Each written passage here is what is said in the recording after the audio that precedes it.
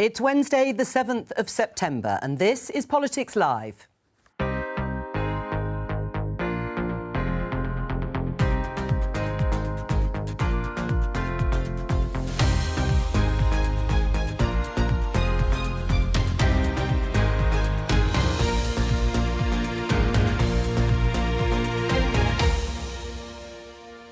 Joining me today, Conservative MP Mark Harper, Labour MP Angela Eagle, New Statesman senior correspondent Harry Lambert and Daily Telegraph associate editor Camilla Tominey. Today, new Prime Minister Liz Truss has been here in Downing Street this morning holding the first meeting of her new cabinet. These are some of the ministers who were there, all supporters of her leadership campaign. So far, no room for supporters of Rishi Sunak. This was her opening pitch to the nation. We have huge reserves of talent, of energy and determination. I am confident that together we can ride out the storm. We'll bring you all the latest as she continues to form her government. And she's about to face Keir Starmer and her first Prime Minister's questions. We'll bring you that live at noon.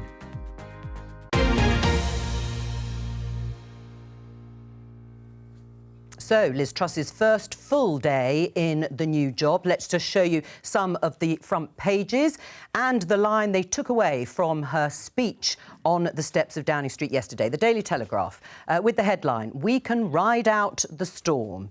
Similarly, in the Mail, "Together we can ride out the storm." The Guardian, slightly different, "Into the storm. Truss vows to solve cost of living crisis." And the Financial Times, "Truss assumes office with vow to steer Britain out of energy storm." But you get the idea. Memorable lines from other speeches from former Prime Ministers. You may remember Theresa May's tackling the burning injustices. Francis of Assisi was quoted by Margaret Thatcher. The question to the panel is, how will Liz Truss's speech be remembered?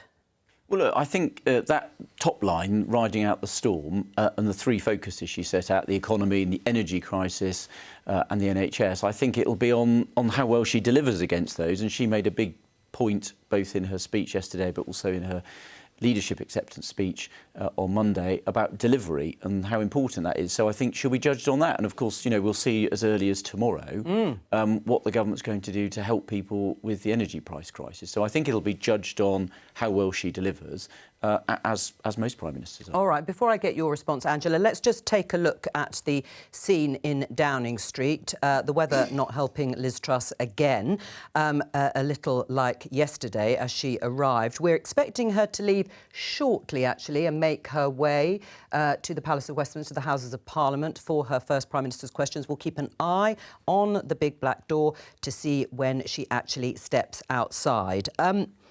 Was it memorable, what she said yesterday? Will you remember it? How will you remember it, Angela? Well, I think it was a series of clichés which were fairly meaningless, so we'll have to wait and see what she actually delivers. Remember, we've had stasis over the summer while people have been worrying about how they're going to deal with the energy crisis and feed their kids and heat their homes this winter in the face of these huge spiralling bills. Our ex-Prime Minister was holidaying and nursing his bruised ego, and she was busy trying to appeal to a tiny sliver of the British people. Well, I suppose those are the rules, aren't they? 81,000 people elected her. That's less than a constituency's worth of voters when we've got 650 voters. And she got less than 50% of the Tory membership. So she's got a very narrow mandate, less than half, even within her own party. No mandate from the country. So I think my view is we'll be there with our arms crossed, waiting to see what she comes up with. Harry, for you, the words there, her first speech on the steps of Downing Street, or the steps of Number 10. How will it be remembered, if at all? I don't think it will be remembered fondly by anyone who was listening. I thought it was remarkably unmemorable, her language. There was nothing like the Theresa May burning injustices. That speech in 2017 was also interesting because May outlined a whole series of ways in which the country was unjust. Truss really said nothing of consequence apart from, I think, one thing, which is that she wants to both invest in the country and cut taxes.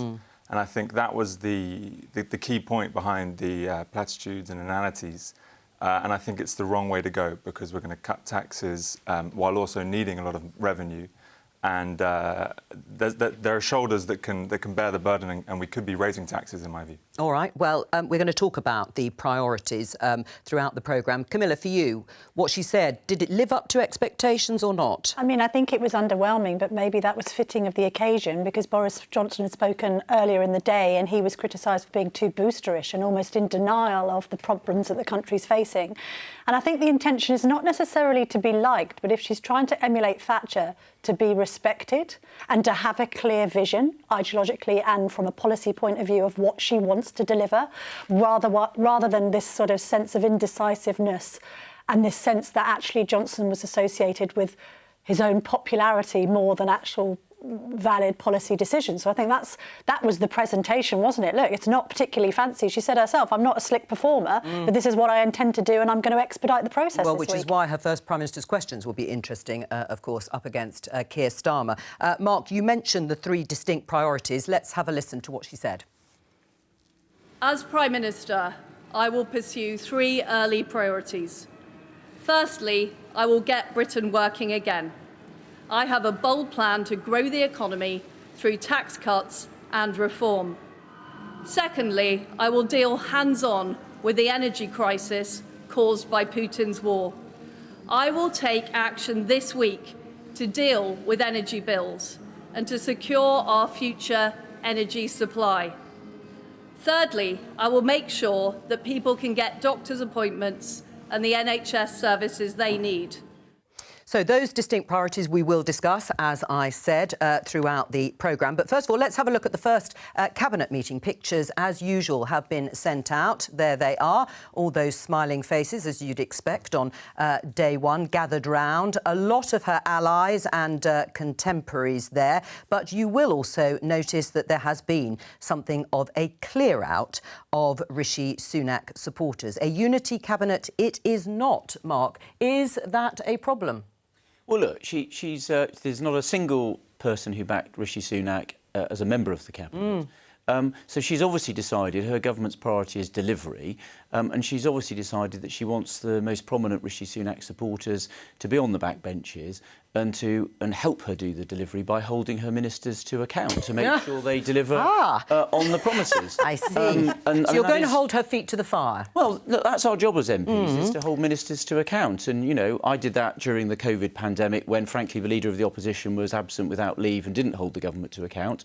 But it's important in government that ministers come to Parliament, respect Parliament, know that there are people that are going to be holding them to account, and that's what raises the quality of delivery. What will you be watching out particularly? What are you ready to go on the attack over? No, I'm going to be very supportive. I mean, I think the most important thing is the issue on energy prices. I mean, I spent the entire summer arguing, as part of Rishi's campaign, that we needed a big plan to help particularly those on the lowest incomes and the most vulnerable, to help with energy prices through the winter. So I'm actually very pleased that the new Prime Minister is going to set out a large, big plan tomorrow to help those people. And obviously the devil will be in the detail. Well, it will indeed. And before we get onto that, Angela, I know you're keen to talk about it, and we will. Let's just show our viewers some of the people who've taken up the new Cabinet jobs. None of it, actually, certainly at the top, is a surprise, particularly because we knew. But Kwasi Kwarteng there, Chancellor of the Exchequer, Suella Braverman, Home Secretary. James Cleverly is Foreign Secretary. Therese Coffey, close friend of Liz Truss, is Health Secretary and Deputy Prime Minister. And Ben Wallace stays as Defence Secretary. We can show you some more of the posts. Jacob Rees-Mogg is now the Secretary of State for Business. Kemi Badenoch, who also was a leadership contender, is Trade Secretary. Kit Malthouse, close to Boris Johnson, Education Secretary. And Anne-Marie Trevelyan is Transport Secretary. Big beasts on the back benches. And as you heard there, they'll be raising the quality of government. And I will, just before I forgot about these who are leaving. Priti Patel and Nadine Dorries decided to leave the fray. Dominic Raab, Steve Barclay, Grant Shapps and George Eustace have all left the Cabinet. How big a problem is that going to be? When you talk about big beasts as well, not just former Cabinet Ministers, but also the likes of some of the grey hairs. You've got David Davis and IDS kind of on the back benches who may well be critical of government. There's now a fight going on, I think, for some of the chairmanship of some of the select committees because they're also influential posts. It depends whether Tory MPs like Mark and others and Rishi Sunak's supporters are going to follow Boris Johnson's advice and back Liz all the way, or whether there's going to be dissent. But I think that surely Tories understand the urgency with which the government must come up with a rescue package for the cost of living crisis that's actually going to give them a hope of winning the next general election. More infighting is not going to help the Tory cause at all. No, look, I'm very clear. I want this government to be successful. We've got 2 years maximum before the next general election. And I think MPs are always wise to remember that we ultimately work for the voters. We work for our constituents. And I will judge everything the government does on, is it helping the people that elect me to Parliament? You know, that's my job as a Member of Parliament. It's the job of every Member of Parliament. And I desperately want this government to be successful. This is a cabinet of Liz's lackeys. It's not a cabinet that looks widely across even the Tory party, an argument that Mark was making in the newspapers not long ago, that there had to be a much more wide-ranging representation of views in the Tory party, in the cabinet. That has not But Coffey happened. is quite left-leaning, isn't she? Hang on. She's not on the right of the party, the Deputy PM. No, she's a personal friend of Liz Truss. But her politics are different. But let me just finish. What we've also got is a Prime Minister that said she wants to get Britain working again. Well, who's been in power for the last 12 years? She wants to allow people to get to see their GPs. Well, who has been in power for the last 12 years? She wants to deal with the energy crisis. They've done nothing about it while they've been gazing at their navels and fighting each other. We are on the fourth Tory leader in the last 6 years. The Tory party's turned into a sort of speed dating agency for creating prime ministers every couple of years. They're not fit to govern. Let's have a general election. Mark? Well, look, that's what I would expect Angela to say. But look, I think we should focus on... Look, we obviously had an interregnum during the summer while we were resolving the leadership process. But we did say that we would deal with that as soon as we had a new Prime Minister. And if Liz Truss, as she said, sets out a large package of support for people tomorrow, I think that's what voters will care about. And if the package of support is announced tomorrow to take effect before the price cap in October, then I think most people will go, actually, we're really pleased that the government's taking action. That's what they'll care about, is delivery. Isn't that a problem for Labour, is that actually some senior Tories I spoke to yesterday think, you know, it's only 2 years, 18 months, 2 years to the next election. They are going to focus on that, and they think the delivery of a big energy package is going to take them there, despite Angela's legitimate point that actually it is the Tories that have been in power since 2010. Well, remarkably, the next election doesn't actually need to be held until January 2025.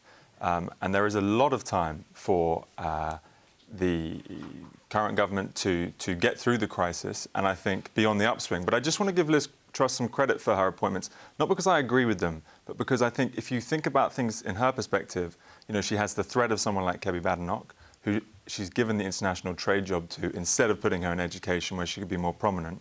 And I think that's good politics for Liz Truss's survival. She's given James Cleverly the Foreign Office, who was her former minister, which I think is good politics if Liz Truss wants to dominate the international stage. I think Truss constantly does things which are good for Truss. I just don't think they're very good for the country. Right. I mean, Andrew, it's also a very diverse cabinet in terms of politicians fulfilling the top roles, coming from an ethnic minority background, and also several prominent women in those positions, things that Labour could only dream of. It's diverse in some ways, which I will acknowledge and congratulate them on, but it's not diverse in others. 23 of the cabinet members are public school educated, only 3 from grammar schools and 5 from comprehensives.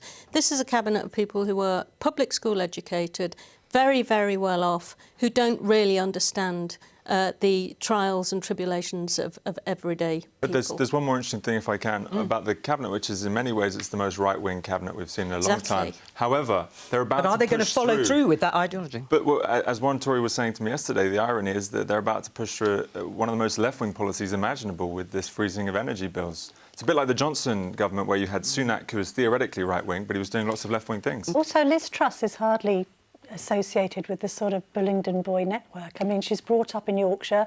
I mean, I think a fairly middle-income family. She went to a state school. Boris Johnson's cabinet had 66% of public school educated people. I mean, it's good to have a Prime Minister that's a northerner. There's quite a lot of northerners in this cabinet. Yeah, but Camilla, what about Harry's point that actually they are, a lot of the members of the cabinet, ideologically on the right, certainly on the historically, right, well, you would say the extreme right, but on the right. But are we going to see far more Labour-style policies when it comes to the big questions on energy? Well, economically out of necessity because of the era that she's in. You could even argue that maybe she might be the right Prime Minister for the wrong time in that respect, simply because, as Harry's pointed out, this is going to have to be the Tory party that once again produces the magic money tree that Theresa May derived. This is a woman who actually said that giving tax cuts that went mainly to the rich and didn't help those who are really struggling was fair. She said that this weekend on Laura Goonsberg's show. But look, that is a very peculiar view of the world that we have to live in if we're going to create a fairer,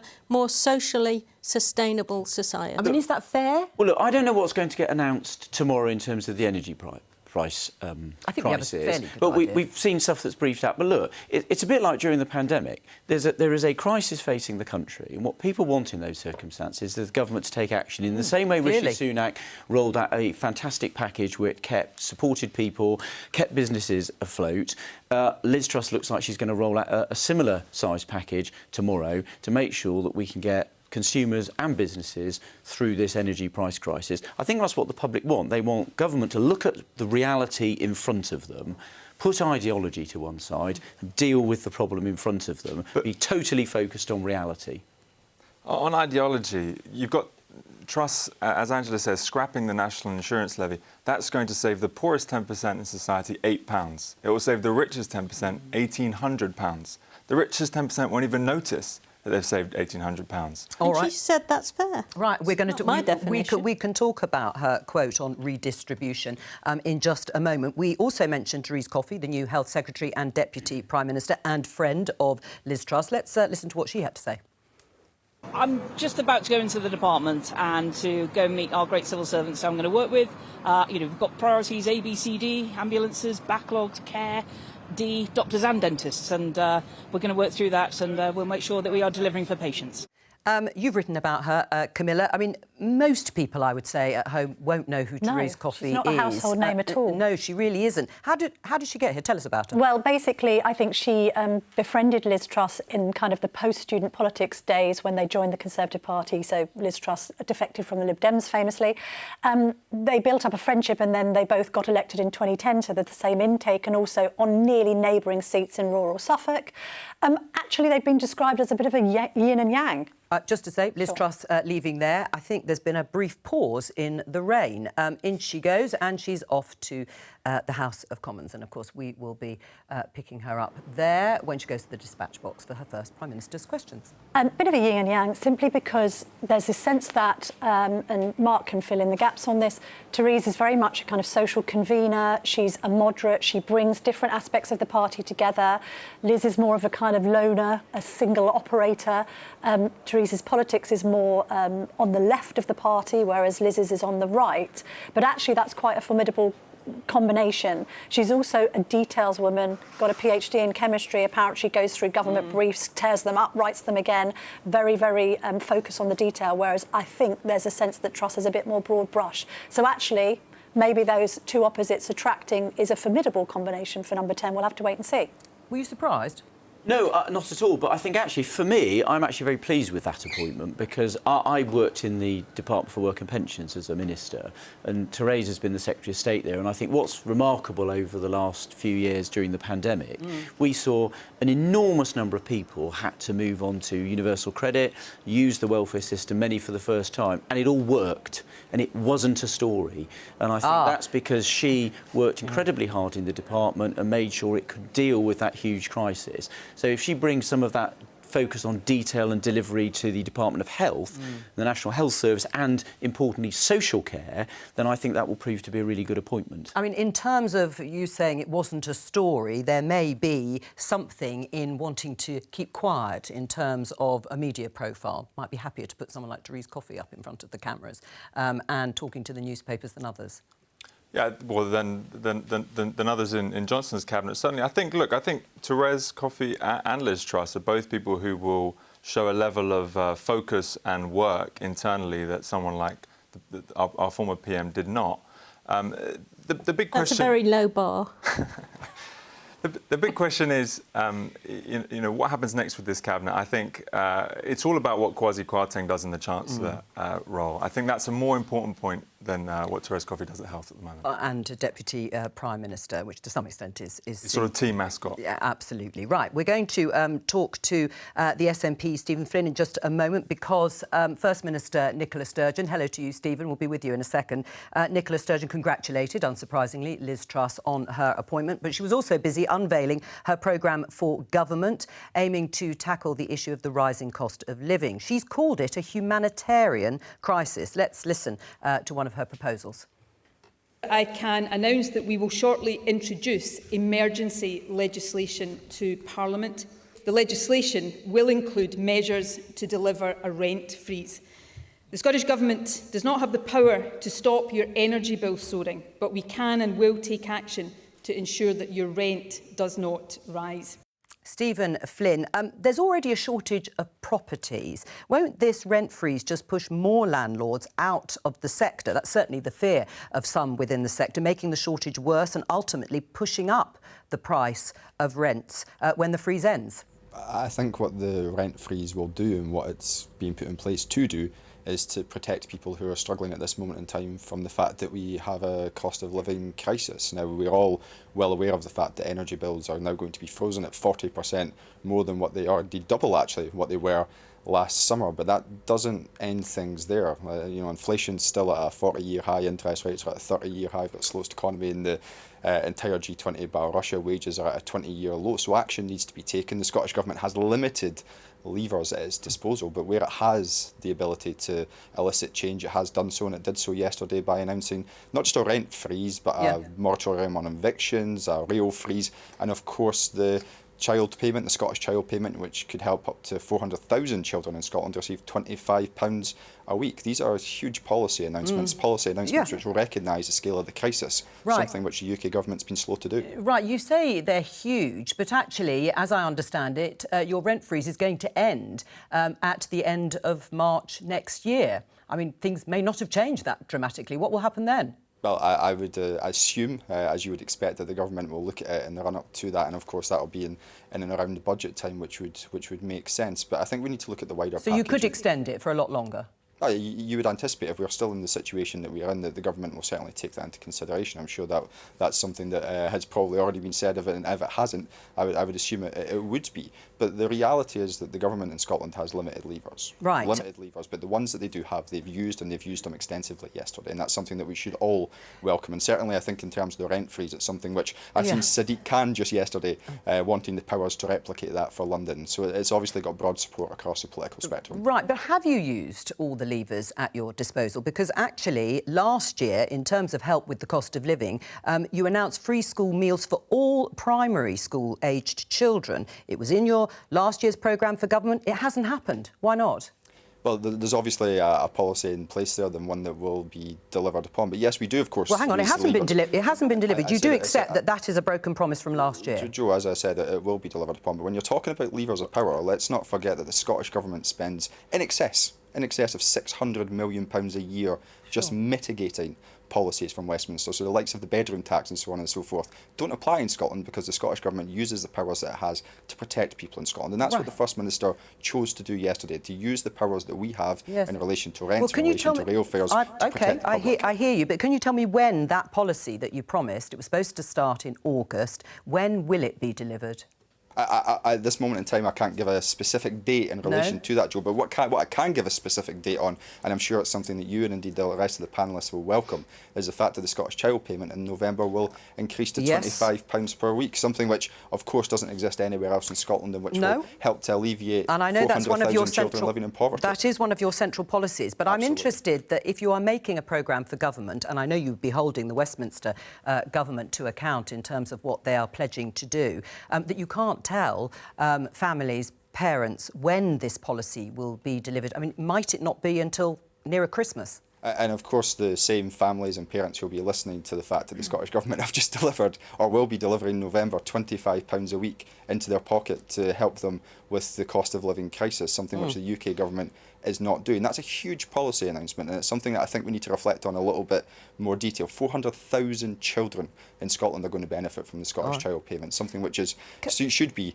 and rightly will, receive acclaim right across these aisles. Now, what we should be arguing for is the UK Government to copy that. And I say to those families in Scotland who are struggling that where the Scottish Government can help, they are helping. But ultimately, the key levers of power still sit with Westminster. And I think that's something that we can all acknowledge. Can I just talk to you about Nicola Sturgeon's description of the cost of living crisis? Because describing it as a humanitarian crisis, I think in a lot of people's minds would conjure up the image of war, famine, natural disasters. Was it too hyperbolic, do you think? No. As I said earlier, the cost of living crisis is having a huge impact upon people. We know that inflation is at a 40-year high. We know that inflation, interest rates are at a 30-year high. We know that wages are at a 20-year low. And of course, we know that the UK Government is now going to freeze energy prices at double what they already were. Yes. That is going to have a huge impact upon family budgets. You know, I as a member of Parliament, I'm sure Angela and Mark received the same communications from members of the public who are in extremely difficult circumstances. They will. And the Let me UK bring Government's them been in. slow to act. Yeah, well, let me bring them in response.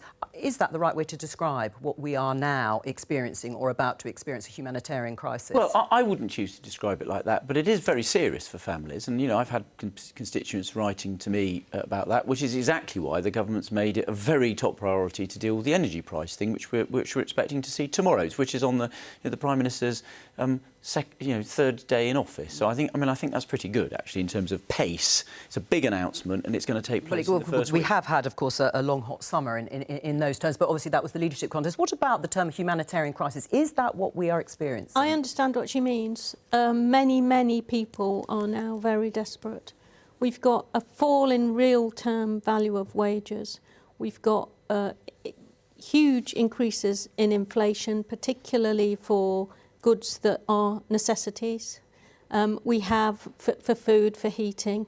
We've got many people who were struggling on the edge of being able to cope before this happened, and we've also got a situation in which the costs of living are spiralling out of control. In my constituency, we have food banks never busier, now collecting hot water bottles, collecting blankets, trying to source pay-as-you-go tokens so that they can try to do their best to help people get through the winter. And I don't think that some people who don't see that going on have any idea how desperate people are.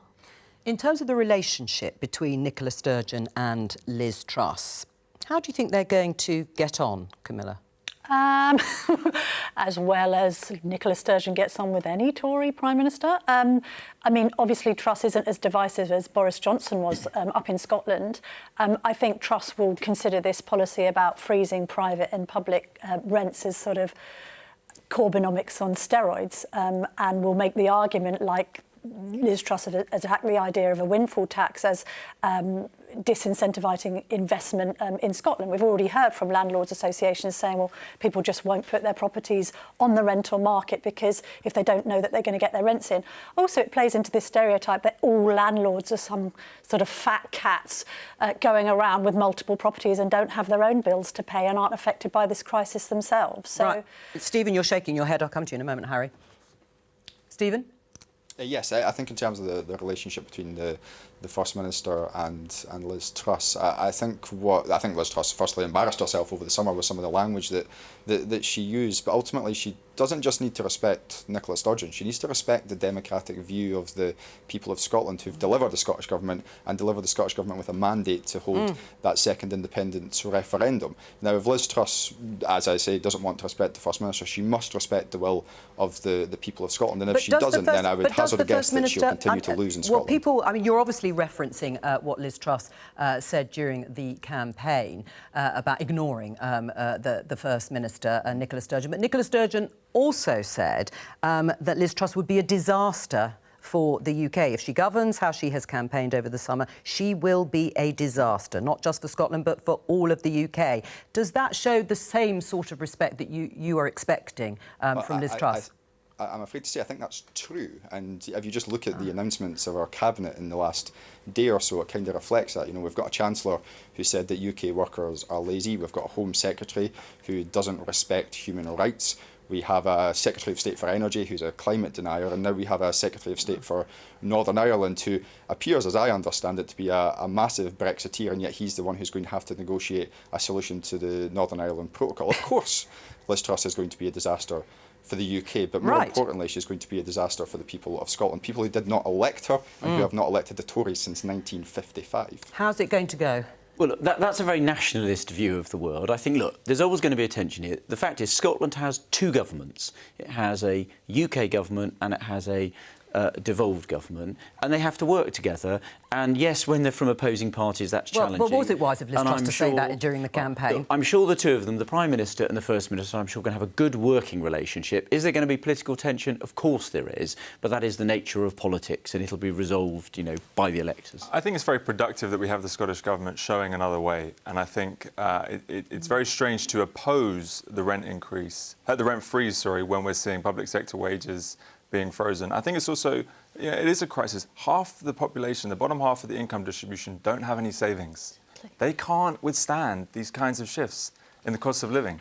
And to go back to Angela's point, you know, I definitely don't want to sing from the Labour hymn sheet here, but the people in the cabinet who are publicly educated, who are from a certain way of seeing the world, just may not appreciate that. And I think the Scottish rent freeze is appropriate, and I think more could be being done by Truss to help with the situation. But the key thing to do that, unless you want borrowing costs to spiral, and they're now 87 billion a year, the debt interest payments because of the bond markets and the pound sinking, because the international markets are so worried about Liz Truss's economics. You've got to raise taxes where you can, and I think the big place to do that is on wealth. All right, we're going to talk about that pretty well now, but I'm going to say goodbye to Stephen Flynn. Thank you very much for joining us today from the SNP. I'll show you this headline in The Times. It is, of course, the #1 issue. The headline says, freezing energy bills set to cost taxpayers £150 billion. It's gone up, actually, just this week, from sort of £90 billion to 100 to 130 to 150 billion pounds. I'll tell you what we think we know, Camilla, what we're expecting tomorrow, and you can give us your view. But it does look now as if, despite what Liz Truss said during the campaign, that her government is going to go ahead and freeze annual average household energy bills at around £2,500 a year. Businesses will be helped too. We don't know exactly the mechanism. It's going to be funded through government borrowing rather than, as we had initially thought, through higher bills over 10 or 20 years. What do you make of her strategy? Well, it's nothing surprising because we've heard this strategy being hinted throughout the whole leadership campaign.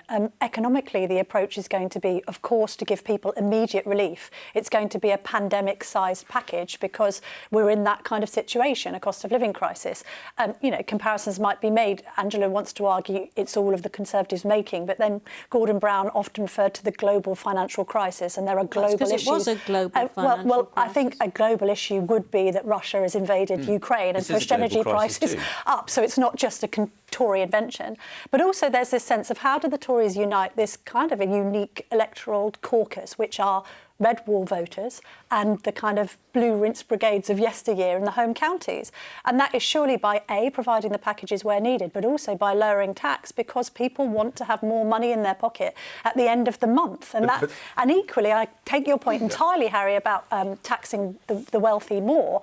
But equally, she's talking about a growth economy, and a growth economy depends on competitive tax rates for bigger businesses to increase investment in this country and create more jobs and therefore create more wealth. And it's classic Thatcherism. Yeah, it is. And for 40 years, we've seen no good evidence that tax cuts for the rich will lead to growth for the economy. And that's for that's a very good reason for that. It's a very good reason for that. If you give money to the rich, they're much more likely to save it than if you give it to those on lower incomes. So the benefits for the economy of tax cuts for the rich are just so starkly unproven. It's amazing that we are in this debate once again. Characterise it as tax cuts for the rich and not tax cuts for everyone, even though the national obviously insurance cut is a tax cut for the rich because at only £8 But the national insurance, the levy itself was most punitive towards workers, and not just workers, but also employers. So you had employers who are going to get taxed more personally and have to take more out of wages of their employees, therefore pushing wages down, not up. I don't get this economic argument. Do you want wages to go up? Let Harry or down? respond. But it's just we know the distributional effect of the national insurance cut. We saw it on Sunday on the Laura Kuenssberg show. Liz Truss is aware of the effect of this policy. It's going to give a lot more money to the richer 10% of the population. It's given nothing to the poorest 10% of the population. Who don't Right, pay. and I'm going to just pause you for a moment because we're just about reaching the time on Politics Live ahead of Prime Minister's questions to welcome viewers from BBC News Channel. Welcome to you. We are starting to discuss the #1 policy that we are expecting to be announced by Prime Minister Liz Truss, or her government certainly, tomorrow, and that is about a package of support for households and businesses on energy bills. We have PMQs coming up in about 10 minutes' time.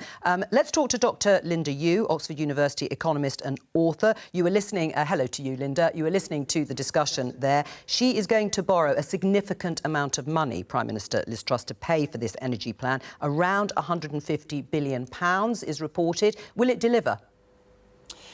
I think it's going to have to deliver because this is a real crisis. And so that sum is obviously huge. That's probably, that rivals, if not exceeds, what was spent on the pandemic to support businesses and households during the lockdown. And I think if we look at the scale of the energy crisis, it is of similar magnitude. There's going to be a lot of people who just won't be able to afford to pay their energy bills. So what I would say is, that's a huge amount of borrowing, but because it is a global crisis, just like the pandemic was, you see similar measures being taken by the European Union. Brussels is proposing also to freeze wholesale energy prices, and that's also going to cost member countries a huge amount. So anytime governments are under pressure and you're worried that creditors, bond investors might say, oh, wait, hang on, it's better to be part of the herd. In other words, you know, all countries are in the same position. So I think that's one thing to bear in mind. And will it deliver? I think, as I say, implementation is going to be absolutely key, just making sure that not only are wholesale prices being frozen, but to use that money to help those who most need it to pay their energy bills come this winter. So broadly, you would agree with what the Chancellor has been saying, even though it breaks with sort of conservative consensus and orthodoxy, that there is capacity in the UK economy, for the reasons you've said, to borrow that sum of money, whatever impact it might have in the future? I think this is where all countries being in the same position would help. So what we saw in the last 2 years is that debt to GDP ratios exceeded national output for the whole year. And this wasn't just for the UK, this was across advanced economies.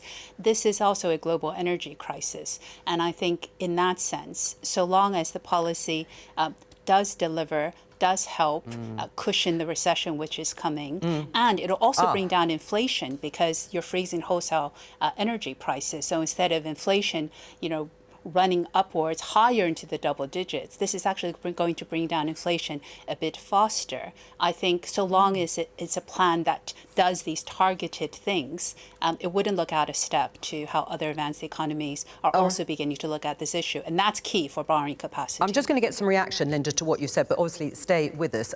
We were talking earlier, Angela, you were on the committee talking to the Bank of England governor. What do you make of what Linda said, that actually it might help bring down inflation slightly rather than inflame it? Well, she's right. That's why Labour suggested it months and months and months ago. And she's right, if we stay within the herd, it's less likely to be a problem for the pound. But I think what's causing a problem for the pound at the moment is Liz Truss's economic pronouncements about unfunded tax cuts for the rich on top of the borrowing that's going to be made here. That's what's caused a wobble in the markets. That's the fact is we've got higher rates of inflation than the rest of the G7. And if you look at the Bank of England's forecast and you look at other more independent forecasts, some are forecasting inflation to go up as high as 20%. So we are an outlier because our inflation is worse than the G7. But what about those national insurance rises? Because you didn't want those either, did you? No, they were the wrong tax at the wrong time. That doesn't mean to say at some time in the future you might be able to do it. That's why we were against them when Rishi Sunak brought them in. Because but you're also against cutting them now?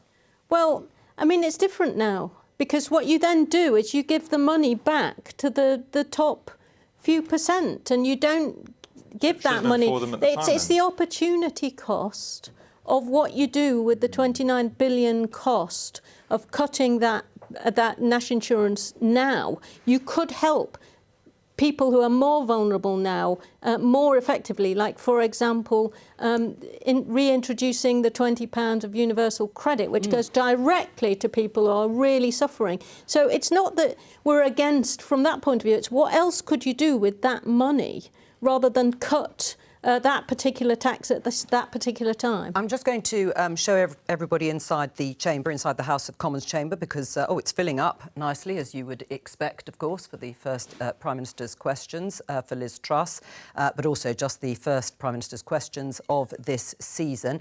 We'll go there in a few minutes' time. But interestingly, before I go back to you, Linda, just briefly, I mean, in a sense, Prime Minister Liz Truss is just taking all of Labour's policies.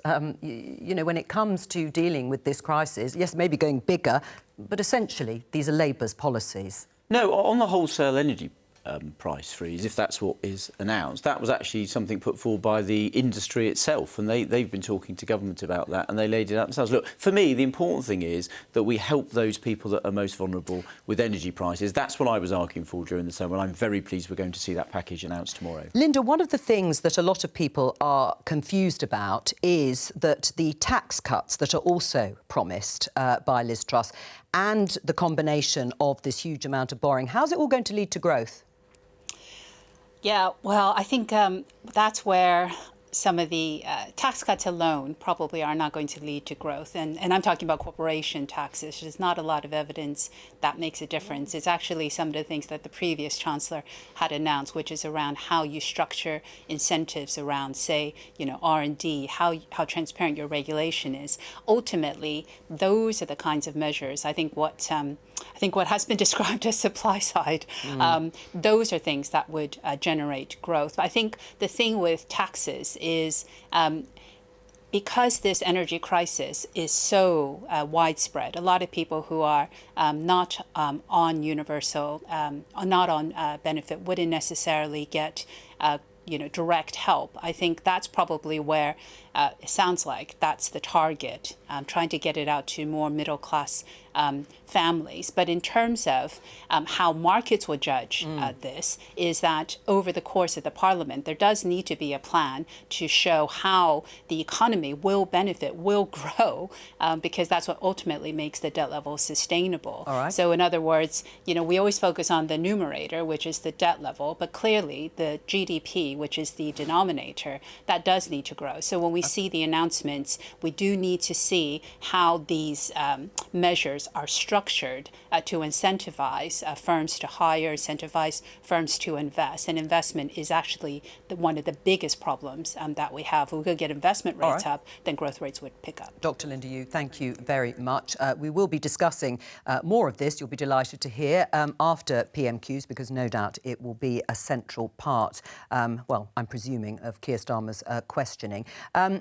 A few minutes towards two, I should say, PMQs. Camilla, what about how Keir Starmer and Liz Truss are going to interact in terms of the approach? The mind boggles. Yes.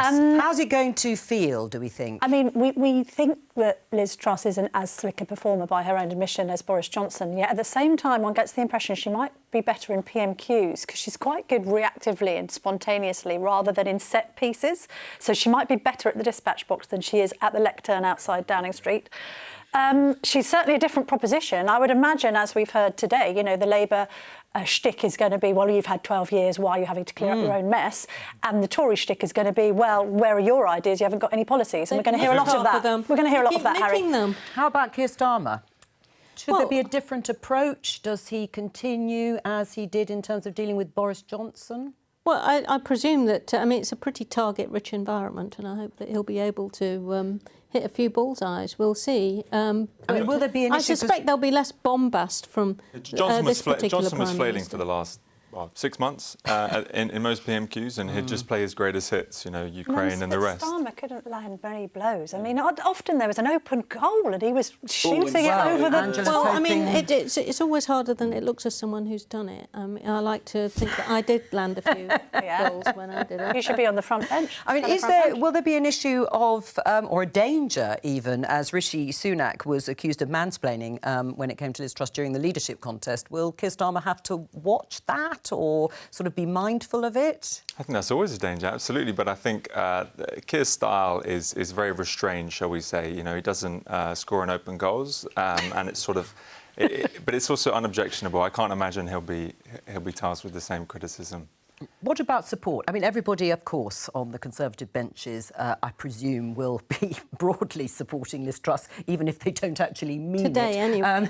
Is it difficult? Is it going to be difficult, though, when, you know, not all of her MPs supported her? Look, in PMQs, it's between us and the Labour Party. And in my view, and I think this is the view of all Conservative MPs, Conservative Prime Ministers are always better than Labour Prime Ministers. And I suspect every single Conservative MP... Of course, I naturally think the opposite. Every Conservative MP will be on her side and cheering her on. Piece of news...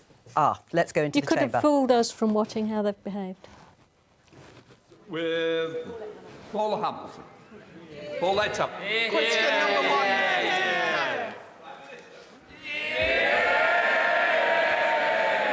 Mr. Speaker, I'm honoured to take my place as Prime Minister in this House and to take on responsibility at a vital time for our country. I am determined to deliver for everybody across our United Kingdom. I will work constructively with all members of this House to tackle the challenges we face. Mr. Speaker, this morning I had meetings with ministerial colleagues and others. In addition to my duties in this House, I shall have further such meetings later today.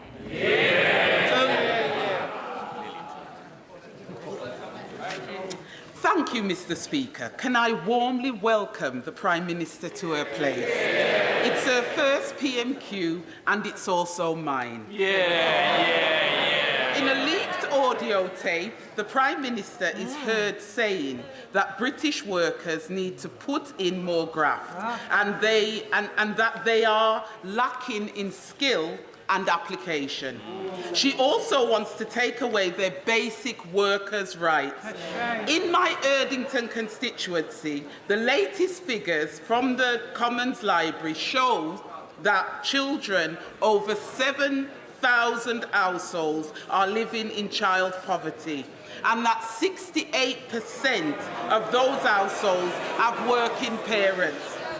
So does the Prime Minister believe that thousands of working parents on low income in my community should just put in more graft? Well,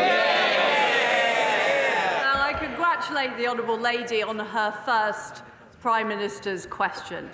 And what I am determined to do as Prime Minister is to make sure we have an economy with high wages and high-skilled jobs. And the way I will achieve that is through reducing taxes on people across our country and boosting economic growth. That is the way that we will make sure we get the investment and the jobs that people deserve. I want to warmly congratulate my right honourable friend on becoming the third woman Prime Minister.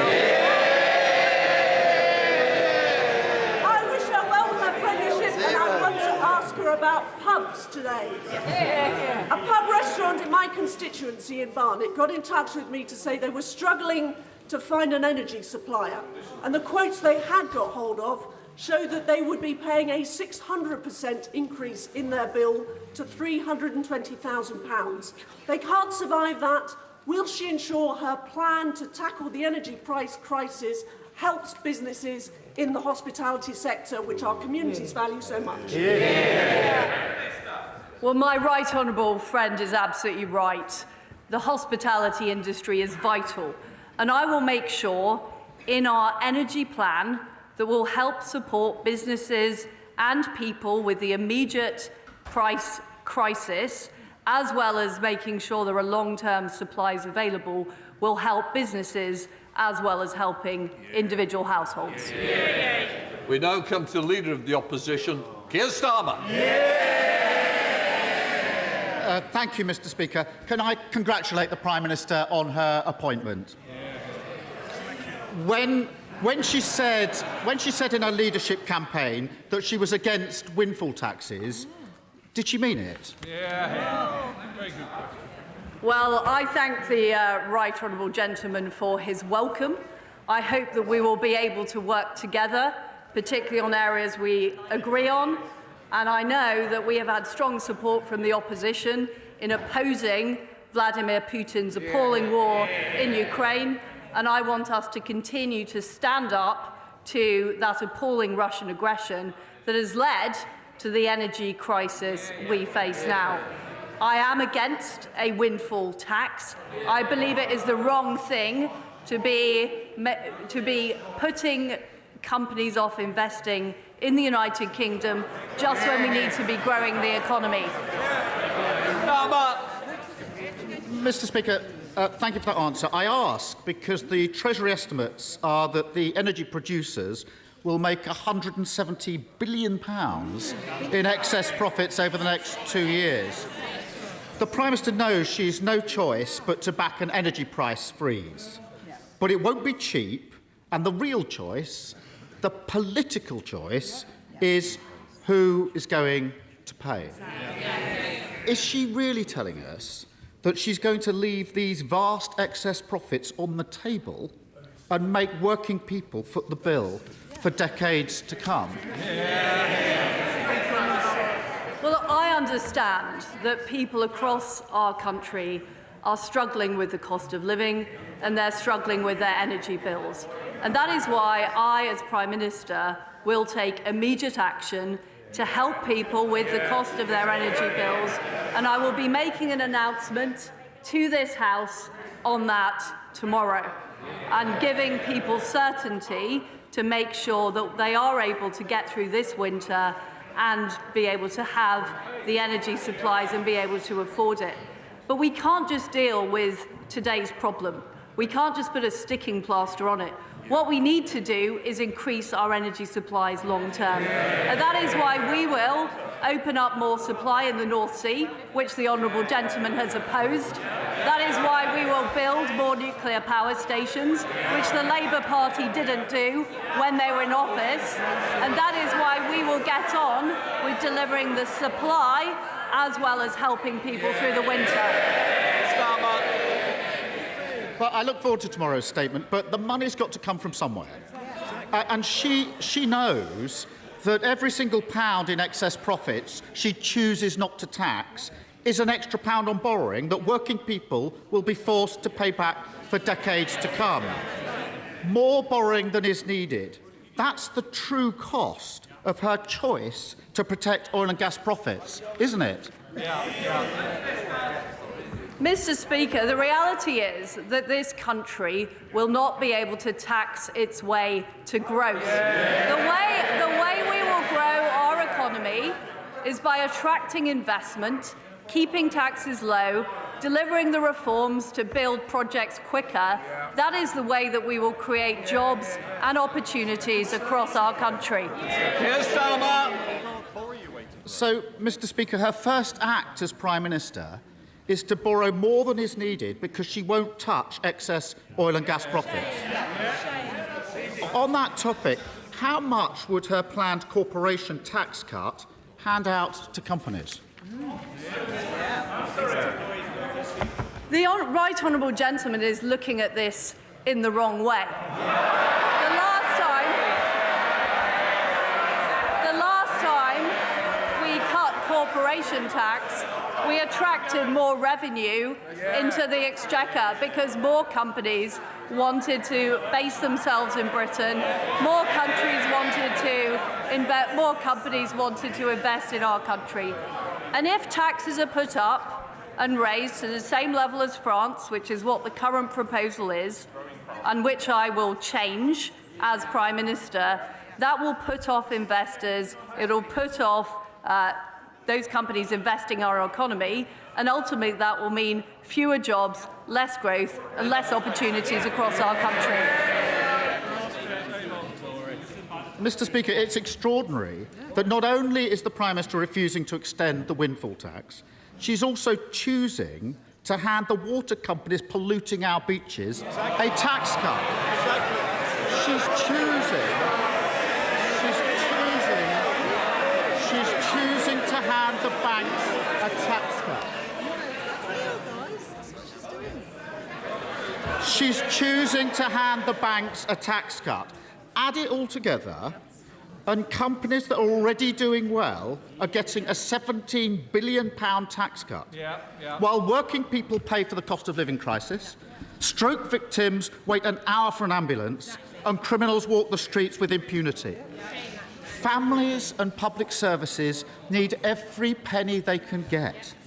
How on earth does she think that now is the right time to protect Shell's profits and give Amazon a tax break? I'm on the side of people who work hard and do the right thing. That is why we will reverse the national insurance increase, and that is why we will keep corporation tax low. Because ultimately, we want investment right across our country. We want new jobs and new opportunities. And that is what I will deliver as Prime Minister. Keir Starmer.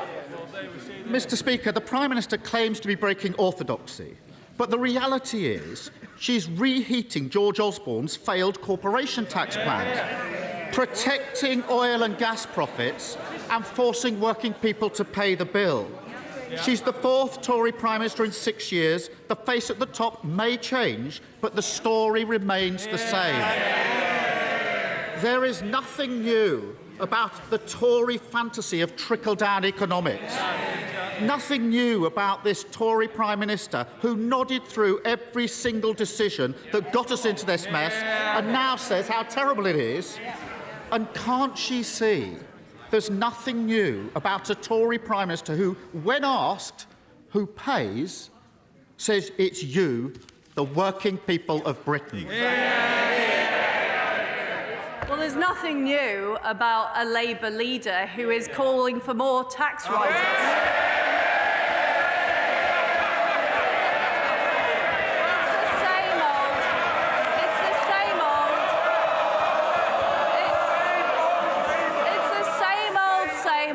Tax and spend.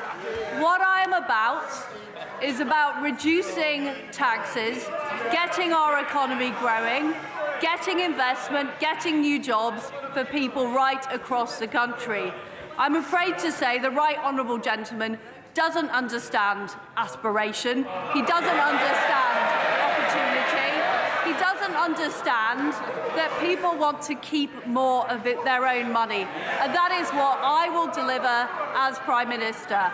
I will take immediate action to help people with their energy bills, but also secure our long-term energy supply. I will take immediate action to make sure we have lower taxes and we grow the economy.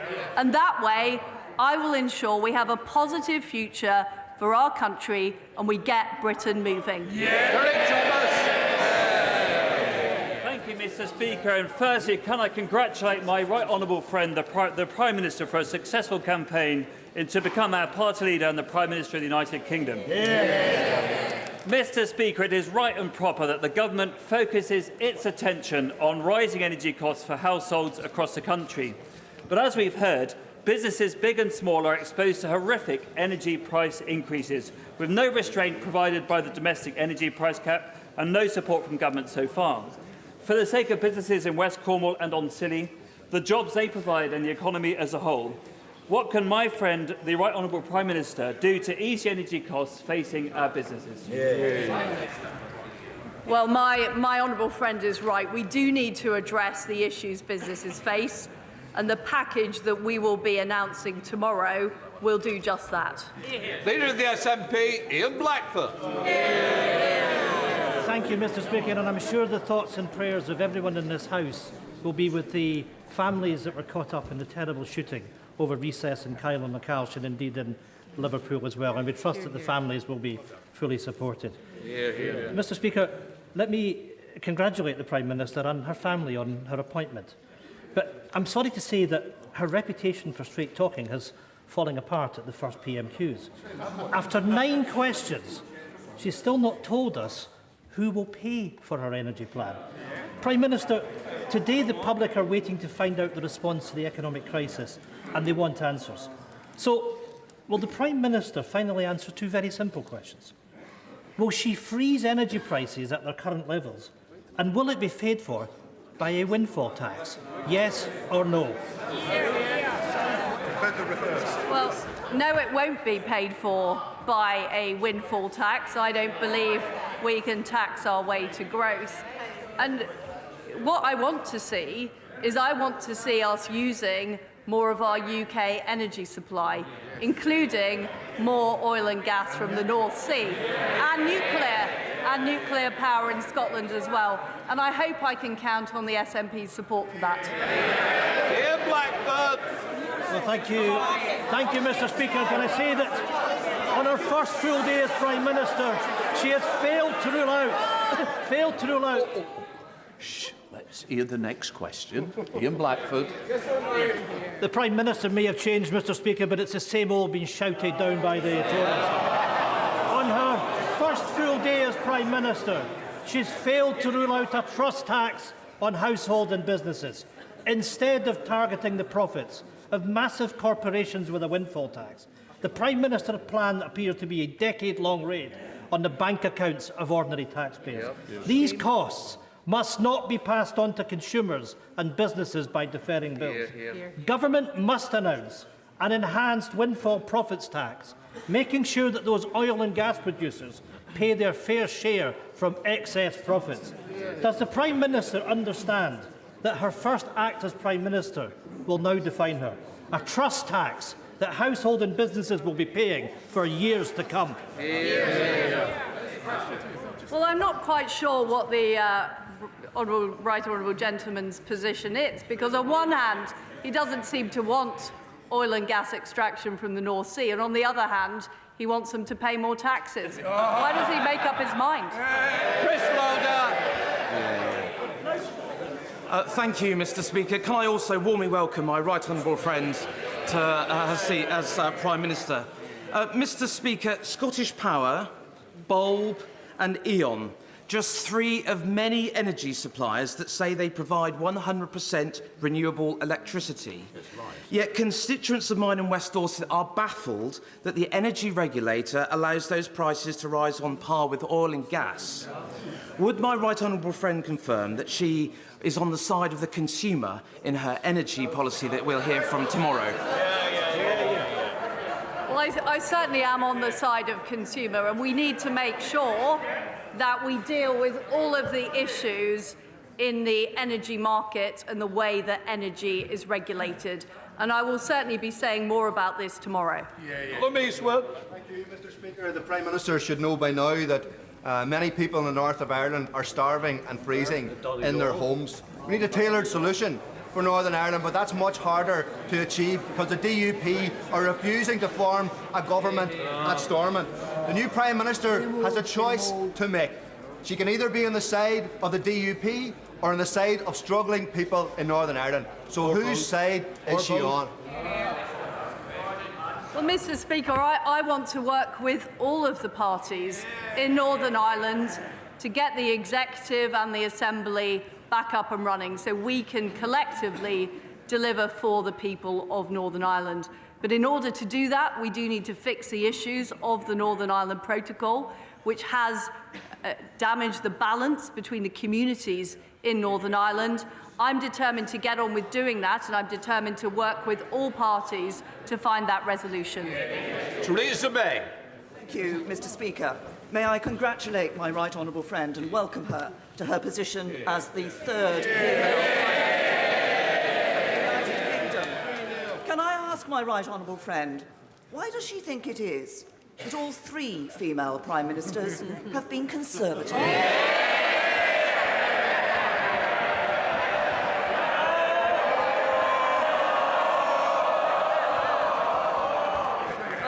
I thank my right honourable friend for her fantastic question. I look forward to calling on her advice from her time in office as I start my work as Prime Minister. It is quite extraordinary, isn't it, that there doesn't seem to be the ability in the Labour Party to find a female leader, or indeed a leader who doesn't come from North London. I mean, I don't know what it is. I don't know what the issue is. Thank you, Mr. Speaker. Can I also congratulate the Prime Minister on her appointment?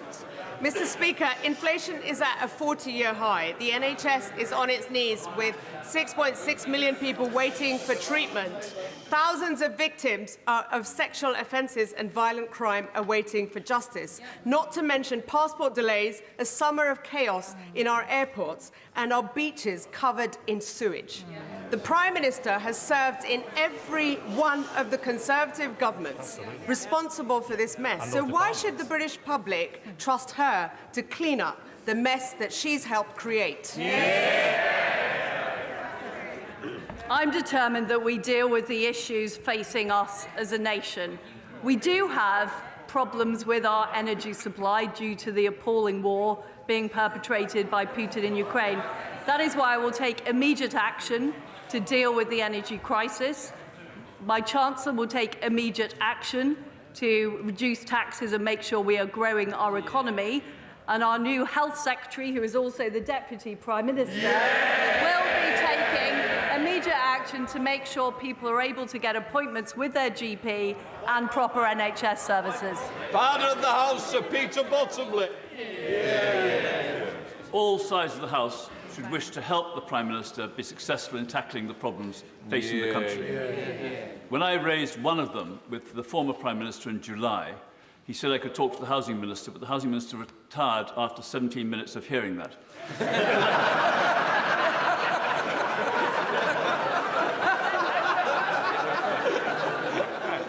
Can I ask the Prime Minister to look to see why the Planning Inspectorate are able to overturn Council's planned protections for green lungs, and will she look at what's happening to the Goring Gap, the A259 in Worthing West and in South Downs constituency, because local councils have no role if they can't protect what matters most to them. Well, I am a bit concerned about offering the honourable gentleman a meeting with the Housing Minister in case any ill should befall him. But look, my honourable friend is right. There is not enough power in local hands at the moment. It is too easy for local councils to be overruled by the Planning Inspectorate, and that is certainly an issue that I'm expecting my Secretary of State for Housing to look at. Anna Bardell. Thank you very much, Mr. Speaker. According to the Prime Minister's new Deputy Prime Minister, one of the things that qualified her most for being PM and was one of her greatest achievements was the reintroduction of beavers. Now, I'm all for the beavers, but given her flip-flopping on Brexit and given her inability to understand global affairs, how can constituents like mine, like Waz Abbas, whose energy prices are going to go from £7,000 to £37,000 a year, or Broadtext in Livingston, who are going to go from £50,000 to £250,000 a month, have any faith that she can tackle the oncoming humanitarian crisis? Is she going to come out of her den in number 10 and take real action, or is she going to be as useless and corrupt as her predecessor, who's rocketed off to somewhere in the Pacific? Well, I am determined to tackle the issues we face in energy, and I look forward to the Scottish Government playing their part by building new nuclear power stations. Can I just say, I want a nice apology, that was not a good example. I certainly don't want to use corrupt being used against the new Prime Minister. And I'm sure the honourable member... Just... I'm sure the honourable member will withdraw it. Just withdraw the comment. Sometimes the truth hurts, but I'm happy to withdraw it. Pretty sure. Right. Victoria Atkins. Thank you, Mr. Speaker. May I warmly congratulate my right honourable friend. May I welcome her to her place. But may I also wish her the very best in the heavy responsibilities she now bears. Around 1.5 million households across the countryside rely on heating oil in order to keep their homes warm and to cook their meals. They have faced price rises of around 130% in recent months, and they are not part of the energy price cap. As rumours abound about what tomorrow's statement may hold, will my right honourable friend confirm that those 1.5 million households, many of them in rural areas such as my own constituency, will be specifically included in any mooted ideas about an energy price freeze? Well, my honourable friend is right, and many of my constituents too rely on heating oil for their fuel, and we need to make sure that we are looking after everybody in this very, very difficult winter that we're facing. Martin Day.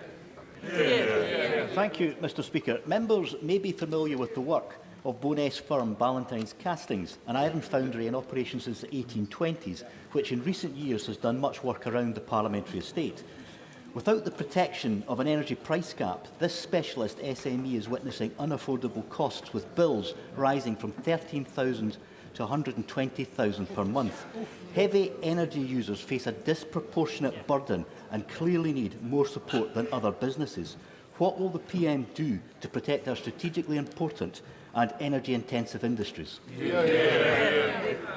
Well, I very strongly agree with the honourable gentleman that there are strategic industries that we need to make sure who use a lot of energy. We need to do all we can to help them become more energy efficient, but we also need to make sure that they're able to remain competitive in the global marketplace, and that is certainly something the Energy Secretary is looking at in preparing this package. Dr. Kieran Mullen. Can I congratulate the Prime Minister on her appointment and tell her I know my constituents wanted to succeed at a difficult time. Outside of the immediate challenges of energy and inflation, levelling up remains a priority for them. One way to demonstrate her commitment to levelling up would be to choose a town like Crewe to host Great British Railways. Can she ensure that levelling up is at the heart of that decision? Well, Crewe is, of course, a great railway town. My honourable friend is absolutely right. I'm not going to prejudge the decision that will be made, but what I will be doing as Prime Minister is absolutely focusing on levelling up and making sure we're attracting the investment and growth into parts of this country that have been left behind, so they have their fair share of opportunity. Alex Davis-Jones. Mr Speaker, the new Prime Minister is now finally in post. But make no mistake, she does not have the support of the British public. She can't even rely on the backing of her own MPs. And people in Pontypridd will never forget that she played a key role in a government that failed millions. So will she now finally do the right and decent thing and call a general election?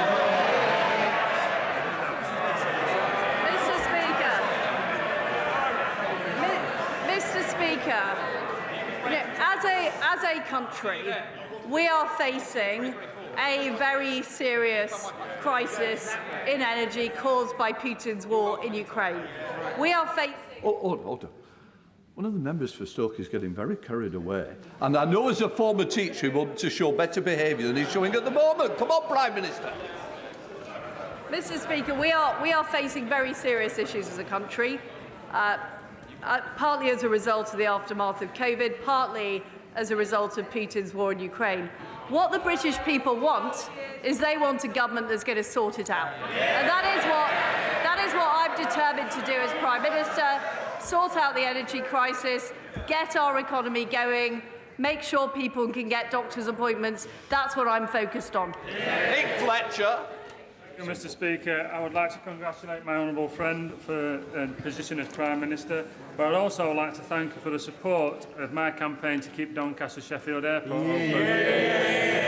Would she now help further right into South Yorkshire Mayor Oliver Coppard and Peel Holdings Chairman John Whittaker to remind them of their powers, duties and responsibilities to the people of South Yorkshire and beyond? And will she use the full weight of her office on these decision makers so as to keep our Doncaster Sheffield Airport open?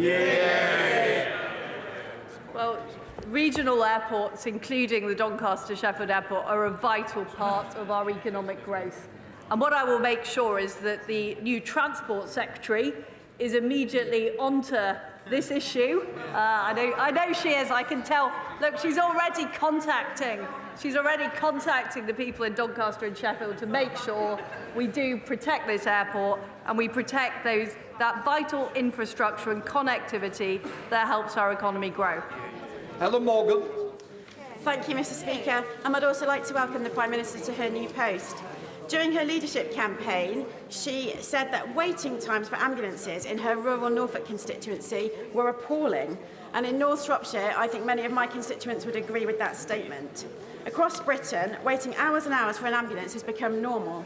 But instead of focusing on this problem, a leadership fiasco in the Conservatives have seen 3 health secretaries in 3 months. Will the Prime Minister get a grip on this grave situation and commission the CQC into investigating the causes of and the solutions to the ambulance services delays before the service in crisis faces the additional pressures of an oncoming winter? People should not have to wait as long as they are for ambulance services, and my new Health Secretary is immediately tackling this issue. She's already laid out her priorities, and sorting out the ambulance service is one of them. Dame Caroline Downage. Speaker, can I also very warmly welcome our new Prime Minister to her role and indeed the whole of her front bench. September is Childhood Cancer Awareness Month, and as she knows, cancer is still the biggest killer of children under the age of 14. So I wonder if she could restate her government's commitment to publish a cancer 10-year strategy, but also embedding a childhood cancer mission at its very heart. Well, Mr. Speaker, cancer is a devastating disease, and it's particularly heartbreaking when children have cancer, and certainly we will proceed with the strategy that she talks about, and I know our new Health Secretary will do all she can to help those children with cancer. Sir Tony Lloyd. Thank you, Mr. Speaker. On the theme of children, she will know from her time as Children's Minister that young lungs exposed to cold and damp housing are more likely to fall seriously ill and possibly die. Now, child poverty has been growing during her ministerial time in her different offices. Will she give a solemn pledge and no evasion that there will be no child that will go to bed in a cold, damp house this winter and beyond because the parents cannot afford to put the heating on? Yeah. But this is why it's so important that we do tackle the issue of energy, and I will make sure that people are able to afford their energy bills at the same time as dealing with the long-term supply issues to make sure that we are resilient in energy and never get into this position again. Mr. Speaker, it is the standard practice of the European Union that when they can't get their way in negotiations with the UK, they play for time and wait for a new leader who they hope will have a different view to their predecessor. For the sake of clarity, would my right honourable friend confirm that it is the UK's preferred option to have a negotiated settlement as far as the Northern Ireland Protocol is concerned? But if that is not forthcoming, then we will proceed with the protocol bill that is currently going through Parliament. Well, first of all, can I thank my right honourable friend for his service as Northern Ireland Secretary. He is absolutely right. We need to resolve the issue of the Northern Ireland Protocol. My preference is for a negotiated solution, but it does have to deliver all of the things we set out in the Northern Ireland Protocol bill. And what we cannot allow is for this situation to drift, because my #1 priority is protecting the supremacy of the Belfast Good Friday Agreement. Rachel Hopkins. Speaker, the new Prime Minister tells us she will deliver on the NHS. Well, that's a turn up for the books, because after 12 years of Conservatives driving our NHS into the ground, we have record waiting lists, people dying in ambulances outside A&E, and nurses using food banks. So given the Prime Minister has served in the past 3 Conservative governments on that watch, can she explain why we should trust her to deliver? I mean, I don't agree with the way she is talking down our National Health Service. The fact is that our health service did brilliantly in tackling COVID, in delivering the vaccine rollout, and in getting this country back on its feet. But we do face challenges now with the backlog following COVID. And this is why the new Health Secretary is going to work to address those challenges. Jeremy Wright. Speaker. I congratulate my right honourable friend on her appointment and recognise her determination to address the many urgent and difficult challenges that face us now. But would she accept that one of those challenges is an almost entirely unregulated online space? And would she accept, too, that no responsible government can avoid the need for excellent, balanced, sensible regulation in this space? And would she therefore assure me that the online safety bill will come back to this House swiftly for us to consider further and amend if necessary? Well, I can assure my honourable friend that we will be proceeding with the online safety bill. There are some issues that we need to deal with. What I want to make sure is that we protect the under-18s from harm, but we also make sure free speech is allowed. So there may be some tweaks required, but certainly he is right that we need to protect people's safety online. Ellen Hayes. Thank you, Mr. Speaker. The Prime Minister has been part of a government for the past 12 years, which has been systematically letting down the most vulnerable children in the country. The independent review of children's social care, published by the government in May, describes the system as in need of a total reset. The Prime Minister has said she wants to deliver. Will she make a cast-iron commitment to deliver for our country's most vulnerable children and publish the government's response to the independent review and an action plan for delivery before the end of the year? Yes or no? Yes. Thank you, Mr. Speaker. I would like to congratulate my right honourable friend and her whole front bench and wish them every success in the new government. I'd particularly like to thank my right honourable friend for her steadfast commitment to support for the earliest years throughout the 12 years that she and I have worked together for 3 previous Prime Ministers. So can I ask her now to renew her commitment to rolling out the Best Start for Life to give every baby the best chance at leading a fulfilling life? Prime Minister. My right honourable friend has done such a fantastic job championing this issue, developing the policies, and I am committed to following through and delivering for children, because what we know is intervening early, helping children early is the best way to help those children have a successful childhood and ultimately a fulfilled life. That ends PMQs. Well, that was a very abrupt end to Prime Minister's questions. Caught us all a little by surprise, including, I should think, MPs. But that is the end of Liz Truss, Prime Minister Liz Truss, her first Prime Minister's questions with Keir Starmer, the Labour leader. Let's welcome our guests for this part of the programme. Ian Duncan-Smith, former leader of the Conservative Party, who supported Liz Truss in her campaign. Emily Thornberry, Shadow Attorney General for the Labour Party. And Vicki Young, the BBC's Deputy Political Editor. Welcome to all of you. The first thing to say is that Liz Truss herself announced pretty well at the beginning of PMQs that she will give the statement tomorrow in Parliament on the government's plan to freeze energy bills.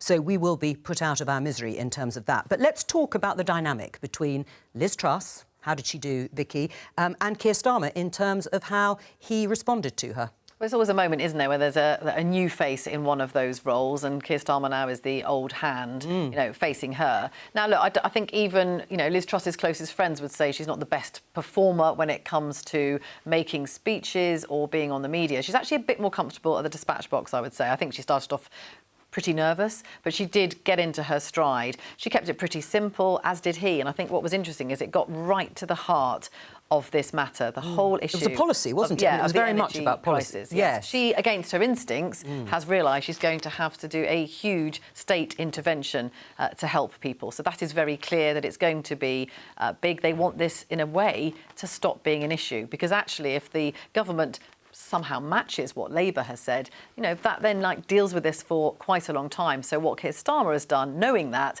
has got to the heart of who pays and trying to draw that dividing line between what he says Labour would do and what he says the government would do. He's saying she's letting these big companies get away with huge profits and putting the burden on the working person. And that is the fundamental argument we're going to hear now over the next few months, with Liz Truss making the case for tax cuts and growing the economy. And, of course, everyone then saying, well, how do you make that happen? Right. Well, let's just stick with the Commons moment. Ian, let's take you back to when You stood at the dispatch box as leader of the Conservative Party. In opposition. I was in opposition. It was quite different. But what did you make of her first outing as Prime Minister there? Well, first of all, there's a distinct difference now between what was before with Boris and with her. Hers is a much more focused, business-like way of doing it.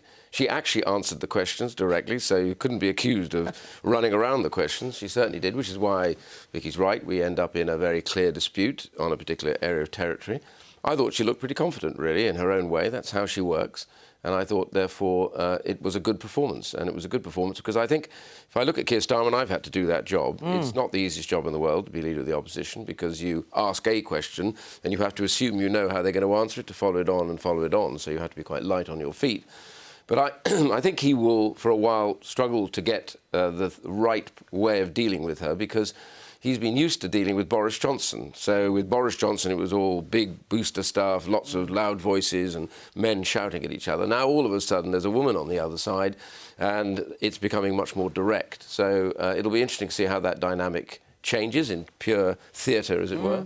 But I think today, I think he was really very cautious about how he dealt with it. They got to the right arguments in the end, but there was no kind of slanging match going on, really. I mean, do you think that's right, Emily? Do you think Keir Starmer was treading quite carefully because it is the first time he's faced Liz Truss across the dispatch box as Prime Minister? I think each time you get, you have to ask questions of a new person, you have to reset.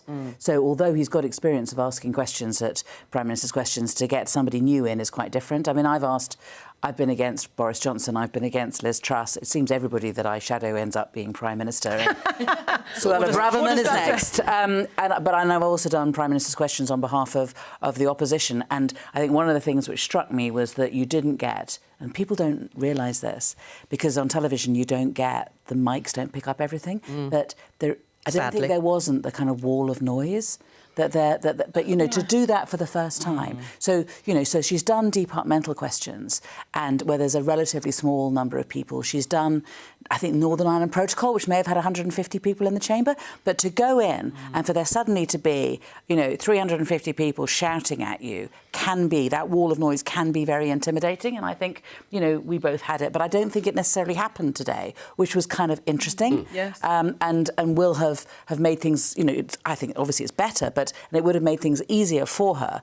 I think what she did was that she'd obviously done a lot of prep for it, and she had a number of sort of relatively short scripted answers that she gave to everybody, including kind of relatively friendly questions. So I think that, you know, it was a kind of, it was a sort of cautious day out for all sides, and we'll see how it goes. All right, let's get to the substance, since that is what they talked about and clashed over. So we think we know the broad plan.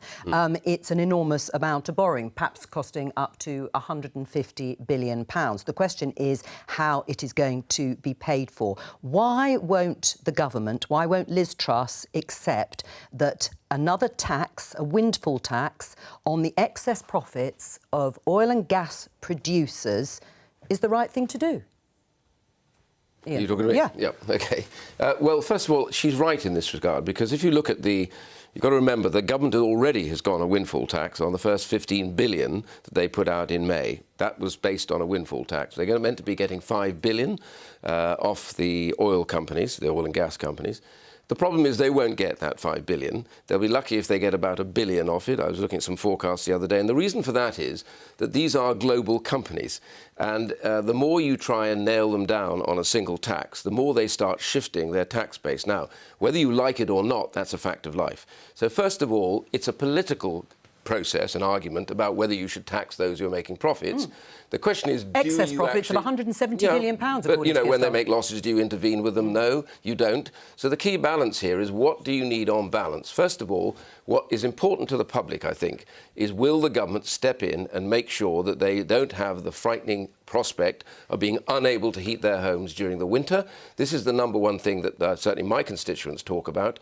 They don't get involved in how you're going to do that. That's a government matter. So the debate, though, between the two sides is whether or not you think that the more you try and hit people who run businesses with taxes, the more likely they are no longer to invest and to pull that investment somewhere else. So this is a balance about the future in terms of growth versus whether or not you take a knee-jerk reaction and try and say, this this is a good political gesture, but it just won't get the money that you think it gets. This is likely to be a package of 90, 100 billion, and you'll be lucky if you get much money off them. I mean, that is true, that even Labour's own figures are talking about £8.1 billion in terms of what a windfall tax will raise. That is a drop in the ocean compared to 150 billion pounds. They are already taxed.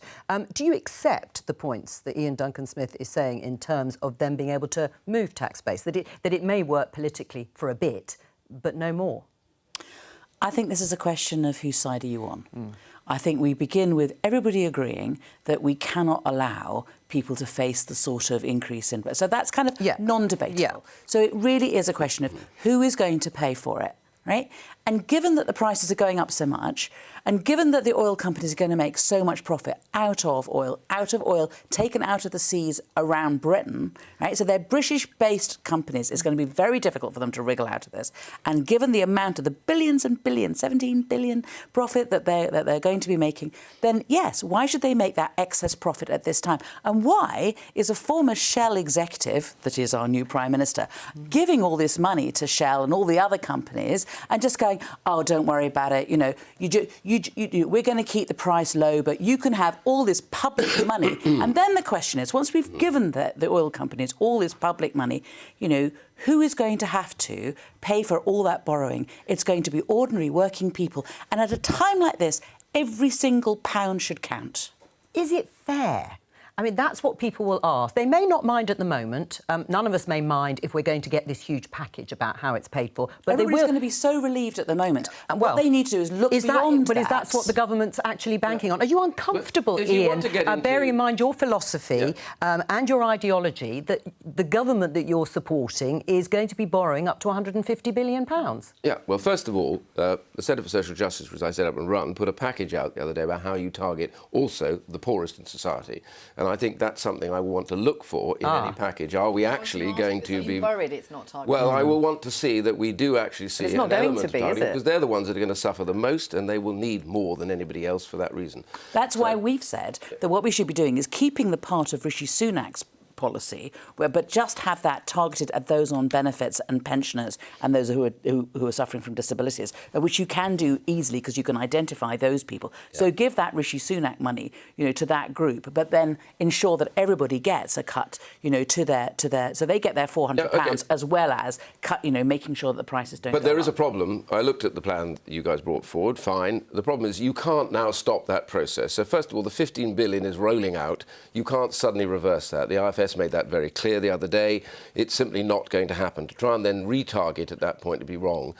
I would have liked to see more targets. Well, I'd like to see more targets. Yeah, the CSJ has written a very good paper. It's worth reading. And the whole of the summer they didn't do anything. But notwithstanding that, the key thing here is, do you want to have a political argument or do you actually want to do the right thing? And the right thing right now is to get this done so that people lose the fear of the winter, which is critical. People in damp homes, etc. So we do that. The question of how you pay for it is ultimately always going to be massively on the shoulders of the government. Right. And the key issue is about how much of that will be financed through borrowing. All right. How much, therefore, will you be able to reduce the borrowing requirement right now?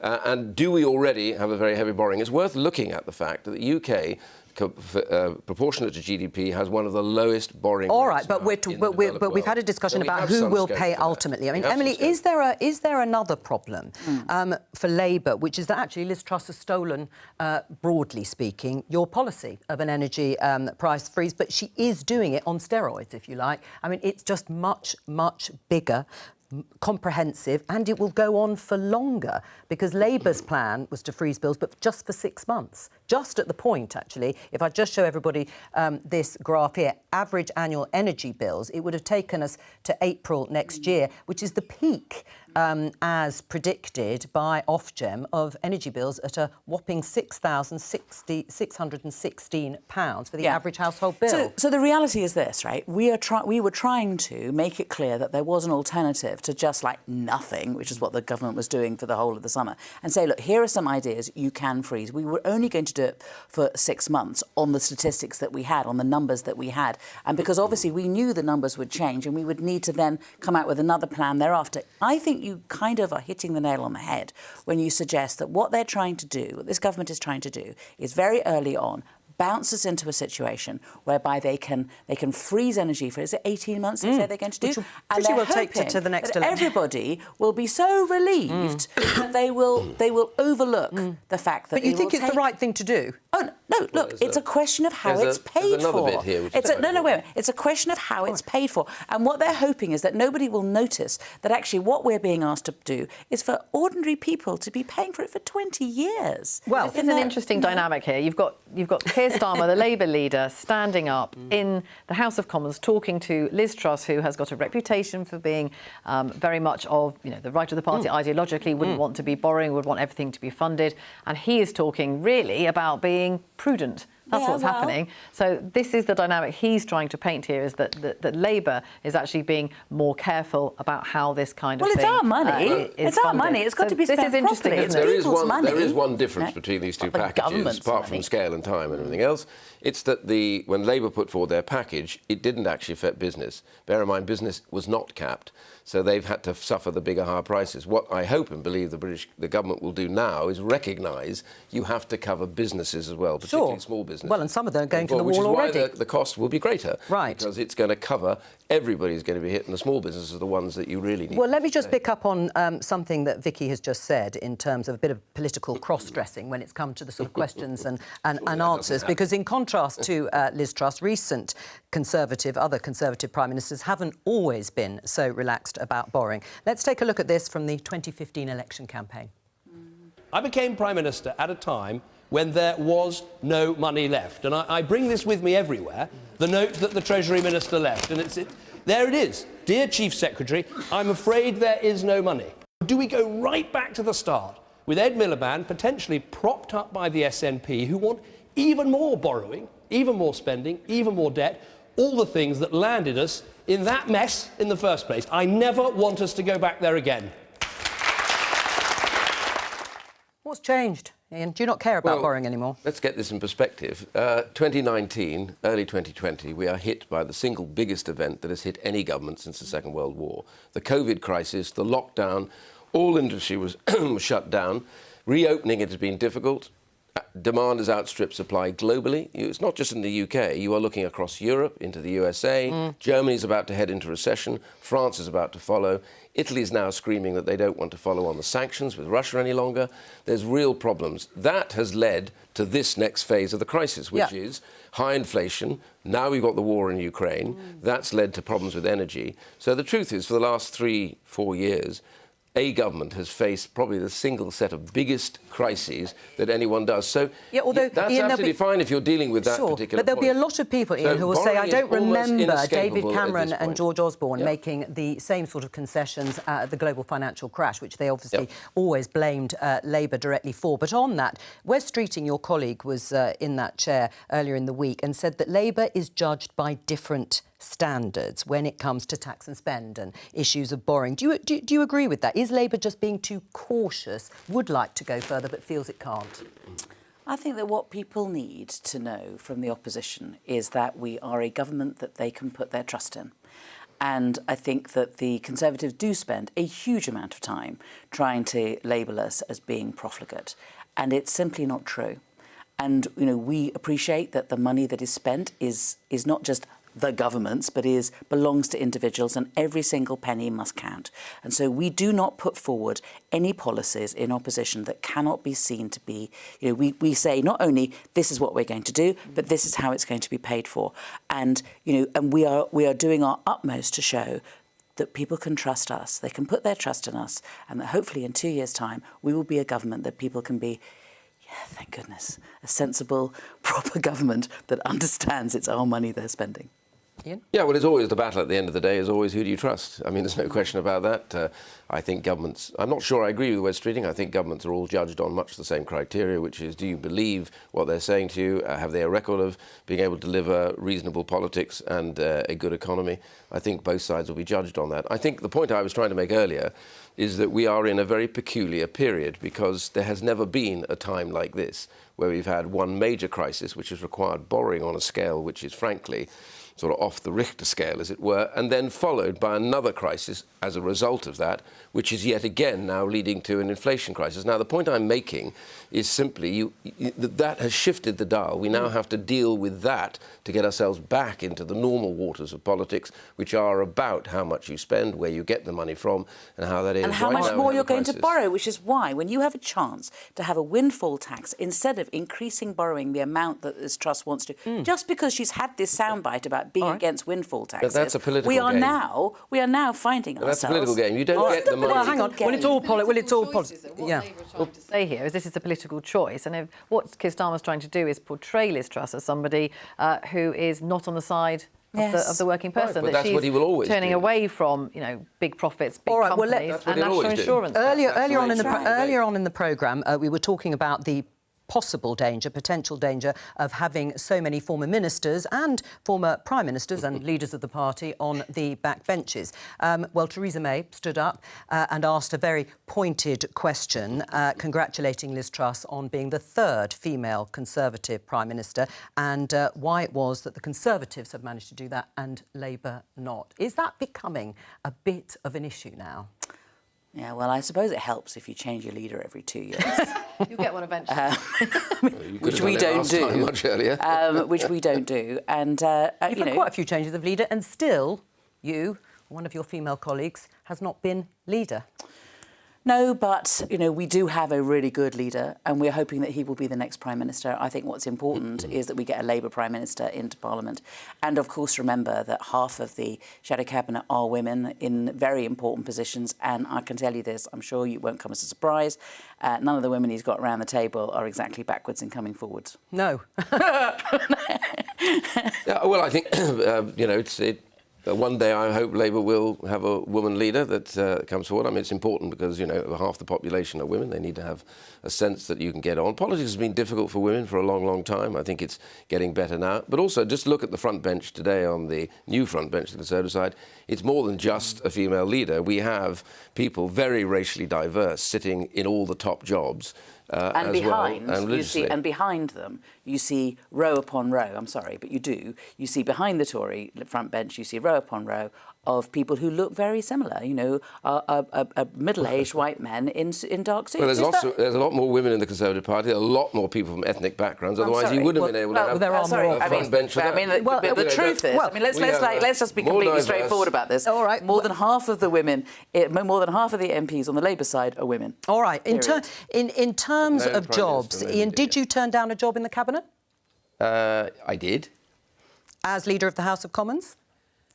I discussed which job it was, but I wasn't in a bidding war. I said no. I thought I was likely to do You turned down a job in the Cabinet? Why? Yeah, well, I've been in Cabinet. I've, run a big department and everything else. And what I want to know is, do I add value more on the inside or on the outside? And what I want to be able to do is still be critical, to be able to focus on the things that I think are necessary and to be able to say the things that I want to say. Well, I already mentioned about more targeted help. We've had Mark Harper also saying, to some extent, that we're holding Liz Truss's feet to the fire. Let's see, obviously, a Rishi Sunak supporter. You would rather do something like be chair of the Foreign Affairs Committee? Well, I'm interested in it. I haven't made a declaration, but I'd like to come and do that. But I also set up the Interparliamentary Alliance on China. I'm very concerned about the threat there. We've got 26 countries involved. We have co-chairs on the left and right of every country. We're meeting in Washington next week. There's going to be 60 of us from different parliaments all over the world. So this is important. I'm also chairman of the Centre for Social Justice. There's a lot I want to do. And well, it's about you just take a balanced decision, really. It's about influence, isn't it? I mean, Emily, do you think, as a former Shadow Foreign Secretary, do you think Ian Duncan-Smith would be good as chair of the Foreign Affairs Committee? That's a bit unfair. I don't think he wants my endorsement. But in terms of influence, do you think you have more influence on the backbenches? Well, it's just what you want to do. If you just want to sit around, that's fine. And if you want to be in Cabinet, I don't, people want to be there. It's a huge quite crowded with lots of people on the backbenches offering advice, isn't it? Yes, it is. But my general view is nothing about it. I want the government to succeed, but I also want to be able to continue to do the things that I do. And I'm interested in a whole range of things. So. All right, well, that's all we have time for. Of course, we will be back tomorrow. More Politics Live at 12:15 on BBC Two and on the BBC iPlayer. But thank you very much to all of my guests for today for the first Prime Minister's Questions for Liz Truss. Thank you.